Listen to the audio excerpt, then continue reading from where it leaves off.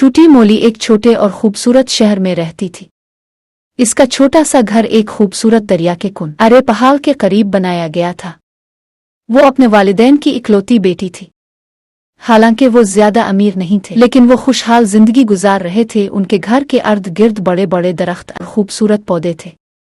ये एक single bed वाला लकड़ी का बना हुआ घर था, लेकिन मोली को अपना घर ज्यादा पसंद नहीं था।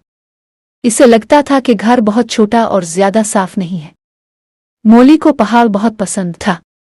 ढलवानी और ऊंचा पहाड़ एक खूबसूरत लेकिन वीरान महल नुमा घर के साथ था, जिसकी खिड़कियां सुनहरी थीं। हाँ, मोली को इस घर की खिड़कियां बहुत पसंद थीं, क्योंकि वो सुनहरी और चमकती हुई नजर आती थीं।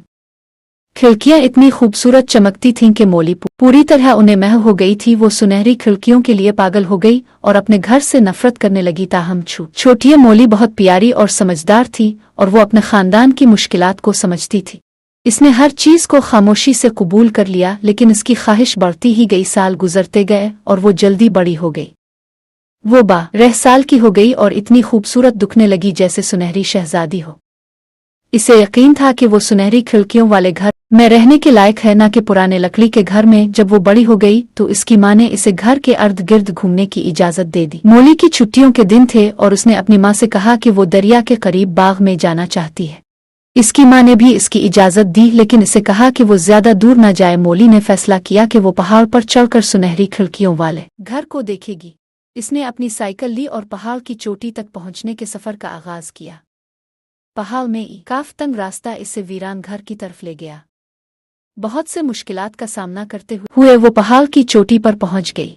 वो ये देखकर हैरान रह गई कि वो घर बहुत गंदा और बर्बाद हो चुका था। हकीकत में वो महल नुमा घर टूटा फूटा और उसकी खिड़कियां सी और गंदी थीं। जो कुछ वो अपने घर से देखती थी वो पहाड़ पर नहीं था। हाँ, जो सुनहरी खिड़कियां वो पहाड़ की गोद से देखती थी वो हकीकत में सिया और गंदी खिड़कियों का अक्स था। वो बहुत अफसुर्दा हो गई और कुछ देर खामोशी से बैठी रही। इसकी ख्वाहिश खत्म हो गई। अचानक घर की तरफ देखा। इसके अपने घर की खिड़की सुनहरी चमक रही थी। इसे एहसास हुआ कि पानी में सूरज की शुआओं के इनेकास से इसकी खिड़की सुनहरी दिखाई देती है। हकीकत में वो एक ख्वाबों के घर में रहती थी, वो घर जिसकी सुनहरी खिड़कियां थीं। लेकिन ये इसे बहुत देर बाद मालूम हुआ। इसने जिस चीज का बरसों ख्वाब देखा था वो बस एक लम्हे में खत्म हो गया। लिहाजा ये समझो कि हर चमकने वाली चीज सूना नहीं होती।